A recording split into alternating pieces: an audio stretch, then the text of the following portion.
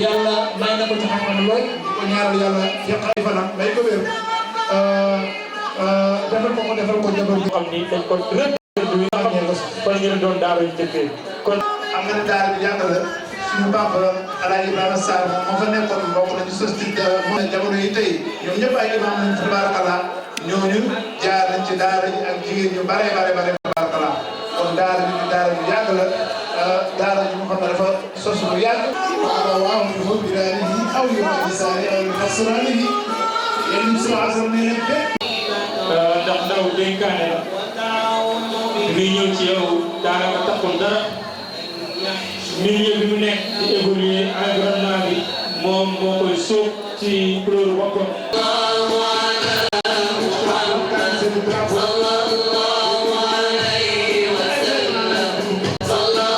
yooyal dem gauche dem droite ñu xam ne tey bésu mbégte la bésu taar la bésu islam la islam nag diine taar la diine yëngu la diine tëgg la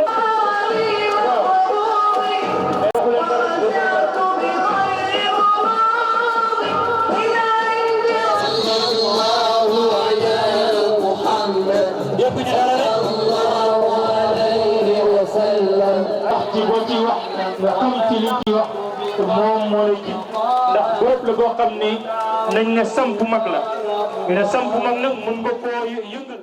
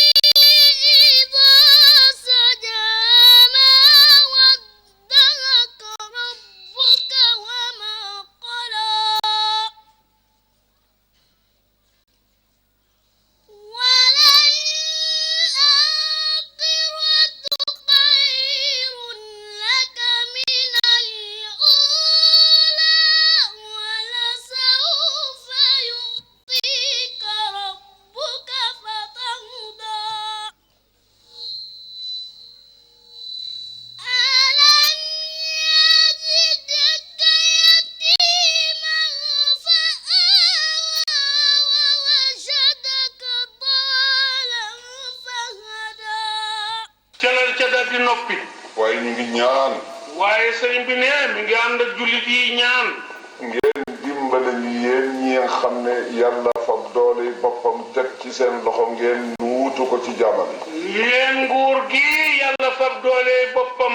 dénk leen ndax ngeen wuutu ko ci jaamam yi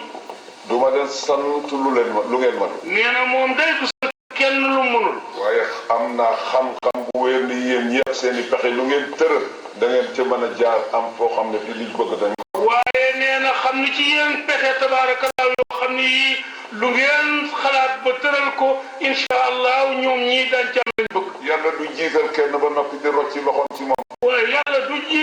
jiital kilifa ba noppi rocc ci loxoom ci moom soo ko wanee yaa ma fi teg rek soo wanee yàlla yaa ma fi teg rek lii ñi nga ma dénk soxla nañ ko lii gii njaboot nga ma dénk daal soxla ne nangam ak li ma nekk ci seen kanam manuma dara ndegam ànduloo ci ak li ma doon seen kilifa mënuma ca dara boo ci àndul yow yàlla dimbale ma ci ba li ñu bëgg su ma mënul lépp def ci lenn yow yàlla dimbale ma kon ba li njaboot gi bëgg su ma mënul lépp def ci dara yu xam-xamam boobu ngeen di dégg fan la ko jànge maam Mor Anta Sali maam Mor Anta Sali radiyallahu anhum maam Balla Aïcha maam Balla Aïcha maam Maaram Mbakke maam Maaram Mbakke Baye Serigne Layeen maam Serigne Layeen Serigne Ndiassane Serigne Ndiassane ndax teguñu ay alluwa seen lupp ya mu ñooñu ndax jaaruñu woon ay jamono ñu fab wi alluwa teg ci seen i lupp sallallahu alayhi wa sallam ndax yàlla jàngalu ko. moo ndax sallallahu alayhi wa sallam fitnaa luñ ko sax ci jàngal ko. ba naj ko. ba tey fitna jee yegg na ba ñu xaw ba naj ko nag bés ko lëf. ba mu ànd ak fitna. boo nga xam ne xaw naa sonn si lëf. daara Imam Ali bu fekkee ni ñu ngi fi na ñeeg si ay candidat luy Anta Kébé ak Ndeye Kébé muy Imam Ali. ñu koy defal moo egg si nii dafa laa ñu koy wax ahlan wa sahlan. bu leen jegee maanaam bu jonjoog ñoom danañu xëy comme moom ay borom la ko lañ leen. yombul laaj yi ñu koy laaj dinañ ci am solution.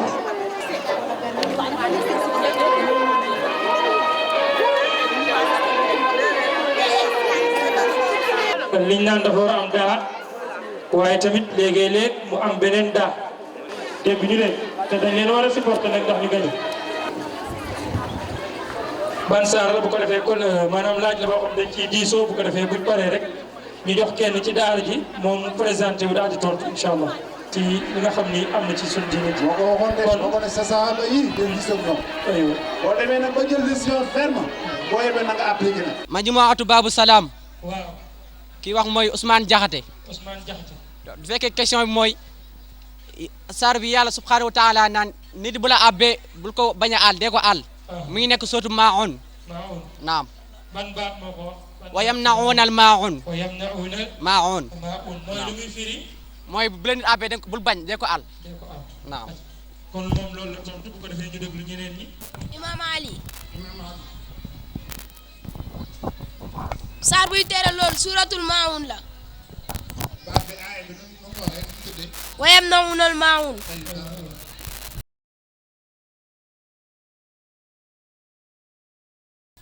suuratul asri. suuratul asri. yan la yàlla wax. illa allazina amanu wa amilu salihat wa tawaasaw bis sabri wa tawaasaw bil xaq. wa tawaasaw bil xaq wa tawaasaw bis sabr aywa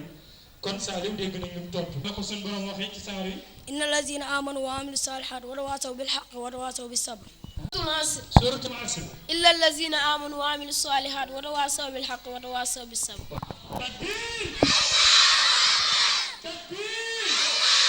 أنت لقلبي جنتان فالحب قد فاق الخيال أنت لقلبي جنتان فالحب قد فاق الخيال. Rufisque. Pikine. Rufisque. naam. ak Dakar waaw. naam. Rufisque Pikine Guédiawaye Dakar. Rufisque Guédiawaye. Rufisque Guédiawaye Pikine Sangalkam.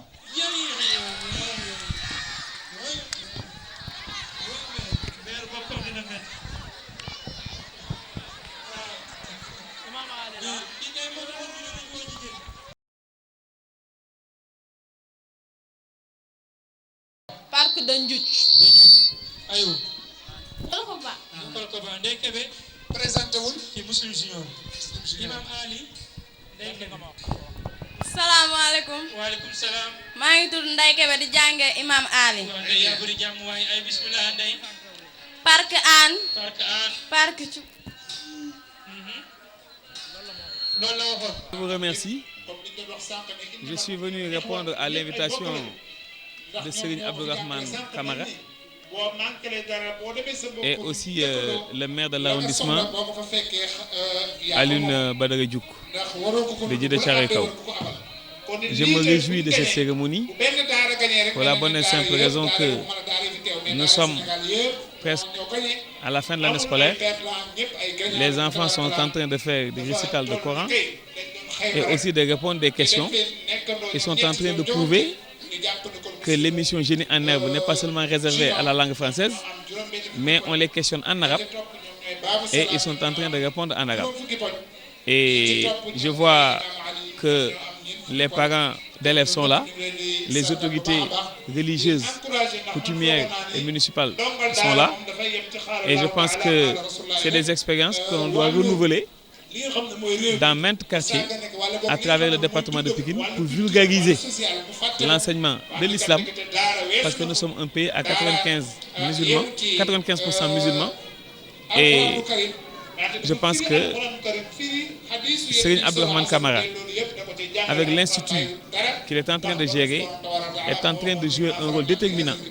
aussi bien dans la diffusion de l'enseignement coranique, mais aussi de participer activement à l'éducation des enfants. Vous savez, au niveau des compétences décentralisées, nous avons l'éducation nationale. Et nous faisons autant que faire se peut pour promouvoir l'éducation à côté des autorités centrales. Et la modernisation des Daara fait l'objet d'une politique que le président de la République est en train d'initier et d'amener un projet de loi à l'Assemblée nationale pour que ça puisse être encadré. Parce que ces élèves fréquentant l'Institut d'Abdourahmane Kamara constituent un exemple qu'un enfant peut être encadré, rester dans un lien sécurisé, apprendre, réciter, sans aller faire la manche, être à travers les rues du matin jusqu'au soir. maa ngi sant yàlla di gërëm ci Yonent bi sallallahu alayhi wa sallam dama fi teew tey ci invitation Serigne Abdourahmane Kamara ak le maire de la commune d'arrondissement Alioune Badara Diouf bu Djiddah Thiaroye Kaw ma am ci mbégte lool ndaxte Serigne Kamara ku ko xool xam ni institut bi mu yor xale yi mu ciy formé mi ngi leen di jàngal alxuraan mi ngi participer seen éducation religieuse mais aussi mi ngi participer seen formation en tant que femme et en tant qu'homme loolu moo tax lu mel nii mënuñu lu am ci mbégte ñun autorités locales yi jox ko loxo nag pour jàppale ko ci initiative bi mu jël pour mu gën a mën a encadrer xale yi à côté des parents et à côté des autorités que nous sommes. mbir yi nag modernisation Daara gis nañ li ci président de la République wax ak li mu ci mébét ak li mu ci nisé mu war a dem ba ci nekk loi boo xam dafay encadrer affaire comment dirais-je Daara yi ba nga xam ne xale dina mën a nekk ci benn institut jàng fa ba am baccalauréat ci arab te du génn ci mbedd mi taxawaalu guddeeg bëccëg ngay wër ba ci minuit ngeen di fekk ci station essence ñuy taxawaalu ñooñu jànguñu ay xale yu ñu sacrifié nañu loolu moo tax mënuñu lu ñu am contentement di xaar président de la République initier loolu ñu ànd ak moom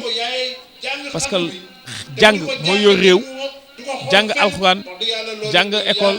jàng arab lépp façon lettrisme la boo xam ne bii dafa baax ci nit. oto bi am na door daw lu ñu seet takbir takbir mu mel ni am na ndaw lu ñu seen mu yëg ci fas muy wane ni mbokk yi Daara moom musul des ginnaaw te du des ginnaaw mukk ndaw leeru alquranul karim moom la ñëw di seet si ci bërëb bi di saytu ndax nii ñu organisé nii jigéen ñi tooge góor ñi tooge ko ñëf ñi tooge ko xale yi nekk fi ñun ñii di wax sax ak matériel bii di sonorisé caméra daan ñii di filmé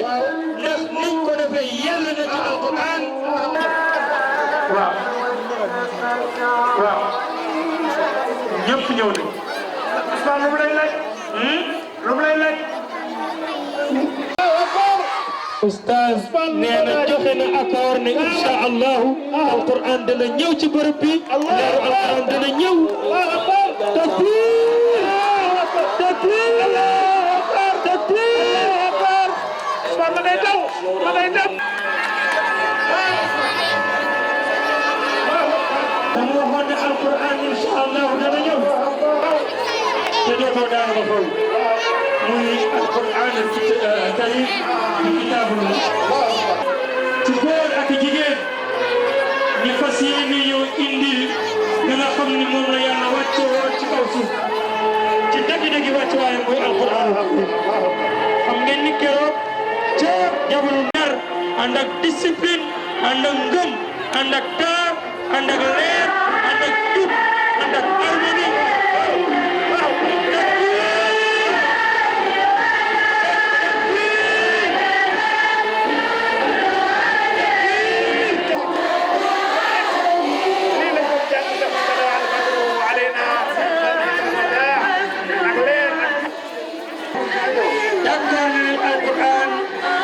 harmonie Alquran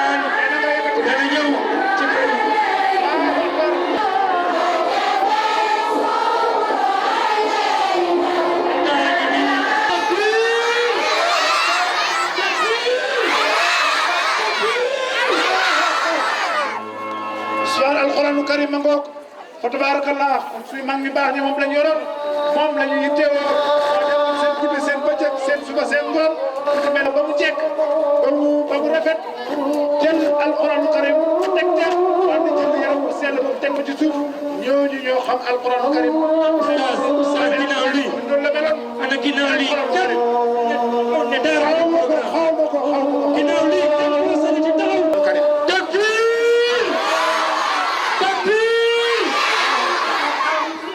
waaw Cheikh Ousmane am na lu mandarga la mu mandarga lu ko gën a kawe ak lu ko gën a féete kaw daal ba mu ñëwee jigéen ustaz daara programme bi ñu sant borom bi subhanahu wa taala bi ñu may ñu wàccee alquranul karim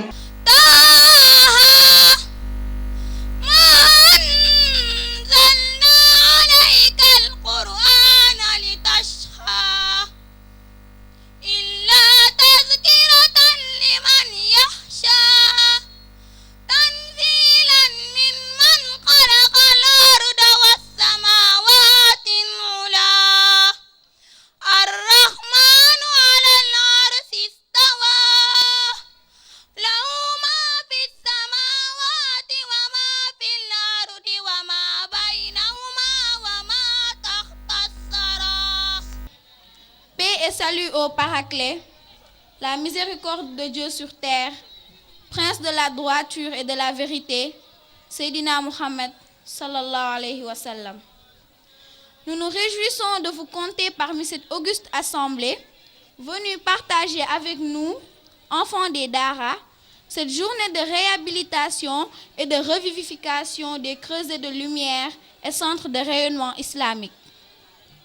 Aux imams, aux autorités religieuses, administratives et municipales, aux chefs de quartier, à nos chers parents ici présents, à tous ceux qui, de près ou de loin, ont témoigné leur intérêt à cet événement. Nous n'aurons de cesse de vous témoigner notre gratitude et de prier notre Seigneur de vous accorder les faveurs et les grâces les meilleures dans les deux mondes. Votre présence en ce jour est rassurante, éloquente en ce qu'elle illustre votre ferme engagement à venir vous joindre à nous pour montrer à la face du monde le vrai visage de cette institution fondamentale de l'islam. Certes, il est tenté, depuis de nombreuses années, une campagne de délégitimation et de chosification qui vise à déconstruire l'identité séculaire des Dara. Et de ce point de vue, nous devons nous mobiliser et fédérer toutes nos forces pour dire non, ça ne passera pas. Nous ne laisserons jamais des forces occultes, tapis dans l'ombre, tenter de jeter le discrédit sur une institution qui a formé et forgé les grands hommes, les grandes figures de ce pays, tels El Haj Omar Foutiyou Tall, Maba Diakhou Ba, El Haj Malick Sy, Cheikh Ahmadou Bamba, Bou Kounta, El Haj Ibrahima Niass, pour ne citer que cela. Souvent à la télé, lors des manifestations qui ne militent guère en faveur de l'éducation des enfants, mais au contraire à leur déviance et perversité, nous voyons des autorités assises à leur côté, partageant avec ces jeunes leurs manifestations après les avoir financées à coups de millions. Nous voudrions bien que les autorités de ce pays sachent que les enfants des Dara font partie intégrante de la nation et méritent égard et attention. Ils sont jusqu'ici négligés, mal aidés, mal aimés, réduits à de simples mendiants qu'il faut de temps à autre donner du lait parce qu'ils n'en boivent pas ou donner du savon parce qu'ils ne se lavent pas. Le Ndongol Dara est stéréotypé, caricaturé, stigmatisé, marginalisé. Peut-être gagnerait-il à être un nouveau type de Sénégalais. Ce label prôné ça et là fait rire au Ndongo Dara. Nul doute, le Sénégal gagnerait à orienter les jeunes à suivre les traces de ces vaillants Ndongo que sont Mame Abdou Aziz Sy, Cheikh Saliou Mbacké, Cheikh Serigne Fallou, Mame Baye Niass et tous ceux qui les ont précédés. Cette journée en est une invite. À nos chers parents, nous disons, œuvrez dans le sens de restaurer l'espoir chez vos jeunes enfants. L'enfant est faible, fragile, sans expérience. Il a besoin d'affection et de protection. Le déficit communicationnel a fini de les plonger dans un univers dangereux où sévissent l'inceste, les viols, la pédophilie, les phénomènes de filles-mères et garçons-pères, etc. Ceux qui ont la chance de poursuivre leurs études ne savent plus où donner de la tête. La grève des enseignants est devenue cyclique, pour ne pas dire endémique. On passe l'année scolaire en grève, on la termine en grève, on la débute encore en grève. À nos vaillants enseignants, éducateurs émérites, nous disons que votre métier est un sacerdoce. Certes, il y a un minimum vital, mais la meilleure récompense, c'est la réussite de ceux que vous avez formés au prix de moult sacrifices. Au gouvernement de notre pays, nous disons qu'on ne peut pas octroyer 40% du budget national à l'éducation et connaître cette situation qui prévaut partout dans ce secteur. Il se pose peut-être un problème de management des ressources financières et humaines, ou peut-être les politiques définies restent en déphasage avec les réalités du milieu. ñaari ñax yi xeex ñax ma ñuy dëgg moo ca gën a dee ñaari ñax yooyu nag mooy gouvernement bi ak enseignants yi ñun élèves yi ñuy dëgg ñun ñoo ca gën a sonn. Concertez-vous sincèrement avec les enseignants au nom de l'espoir porté en cette frange de la société pour trouver les solutions idoines et pérennes. L'enseignement coranique, de par sa portée et son importance, doit y être pris en compte si nous voulons réussir notre politique éducationnelle. Nous ne pouvons pas avoir une population à plus de 95% de musulmans et ne pas prendre en compte son système éducatif. Si nous voulons aller de l'avant dans ce secteur précis, il faut corriger l'erreur et rétablir ce système dans ses droits. Par ailleurs, le gouvernement et l'ensemble des autorités du pays devraient harmoniser leurs efforts pour conscientiser la jeune population sur le fait qu'il n'y a pas de sot métier. L'État, en étant sincère avec lui-même, doit accepter qu'il ne peut pas embaucher tout le monde. Le Sénégal ne peut pas prétendre se développer à l'image des grandes puissances économiques comme les USA, la Chine, la France et négliger son agriculture. Un retour à la terre réglerait beaucoup de problèmes que nous connaissons aujourd'hui. anda taraxlu anda tiit ci suñuy bopp di la jaytu suñuy bàkkaar ak suñuy rëcc-rëcc ak suñuy jumte di la ñaan borom subhanahu wa taala nga jéggal ñu sak mer xati suñu taxa bàyyi ñoom suñu bopp loraange la ay yàlla baal ñu ay yàlla baal ñu ay yàlla baal ñu yàlla nga ay yàlla baal ñu ay yàlla baal ñu ay yàlla baal ñu yàlla nga jéggal suñuy waajur jéggal suñuy kilifa diine jéggal suñuy njiit ñi yàlla nga aar suñu réew ci feebar yi raraate ak xilifa yi ak musiba yi xew ci jamono nuurun ala nuurin alhamdulillahi allazi xalaqa nuura wa anzala tawrata ala jabali tuul fi kitaabin mastuur alhamdulillahi allazi bil ghinaai mazkuur wa bi izzati wal jalaali mashhuur wa ala saraa'i wad daraa'i mashkuur walhamdulillahi allazi xalaqa as-samaawaati wal ardi وجعل الظلمات والنور ثم الذين كفروا بربهم يعدلون بسم الله الرحمن الرحيم اللهم يا كثير النوال ويا دائم الوسان ويا قصر الفعال ويا رازق العباد على كل حال ويا بديع بلا مثال ويا باقيا بلا زوال نجينا من الكفر والضلال بحق لا إله إلا الله محمد رسول الله صلى الله عليه وسلم اللهم إن دخل الكفر في إسلامنا بك ولم نعلم به أو علمنا تبنا عنه وأسلمنا ونقول لا إله إلا الله محمد رسول الله صلى الله عليه وسلم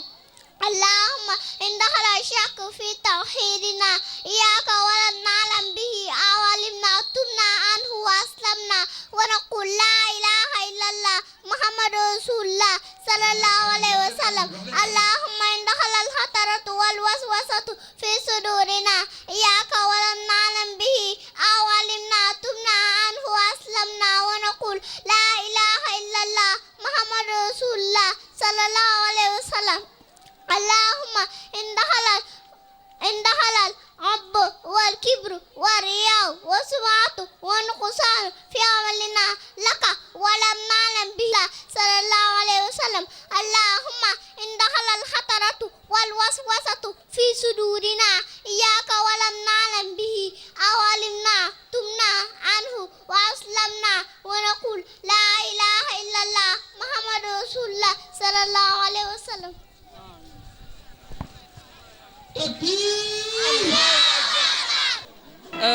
kontaan torop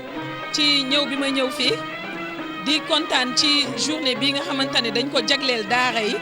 ndaxte daara ci la ñu sosoo daara moo sos àddina daara moo sos islam te daara dafay demeurer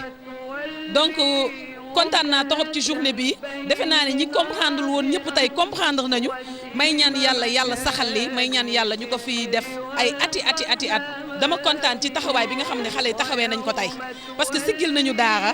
ñun parents yi kontaan nañu torop parce que gis nañ tamit sëriñ yi nga xamante ne ñoo leen di jàngal taxawaay bi ñu taxawee ñuy ñaan yàlla na leen yàlla jàppale ci loolu te daara moom dafay demeurer day rester daara moom day continuer daara luy continuer la njëriñ li ma ci gis mooy xale yi am nañ ci yar xale yi am nañ ci diine parce que xale yi jàng nañ loo xamante ni ñun jànguñu ko xale yi am nañ jikko boo xamante ne ñun amuñu ko kon ñuy ñaan yàlla na loolu sax bismillahi rahmaani rahim allahumma salli ala sayyidina muhammad nabiyul ummi wa ala alihi wa sahbihi wa sallam ñi ngi sant yàlla di julli ci yonent bi di sant suñu wasila Cheikh Abdourahmane Camara ñun ñii nag ñun ñooy comité des sages ñun ñoo nekk ak xale yi si biir daara ji ñun ñooy mag ñi nga xam ne ñoo nekk ak xale yi si biir daara ji di tàggatu ci kaw daara ci daara ji di fa waxtu di fa saytu alxuraan njàng mi daal sant yàlla rek sant yàlla ndaxte daal lépp loo xam ne lii réeroon nañu ci suñu diine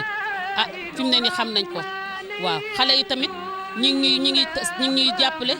di ñu xam ne ñun ay mag lañu te njàngu mag naqari naa def waaye xale yi ñu ngi ñuy jël di ñu tàggat sëriñ bi di ñu tàggat ba fi mu ne nii daal sant nañ yàlla ndaxte lu ñu bëgg a taxawee suñu wàllu diine daal ñu ngi koy taxawee alhamdulilahi rabbil alamin suñu doom yi moom dañuy sant yàlla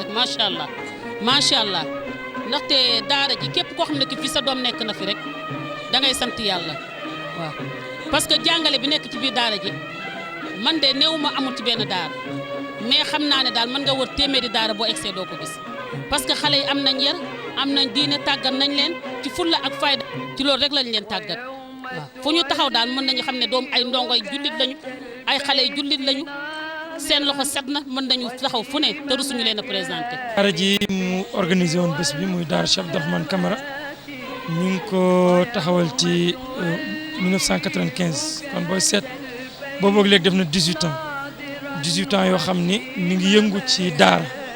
daara ni ko mag réew mi doon taxaw loolu moom daara ji ci la lalu mooy tarbiya tarxiya ak tasxiya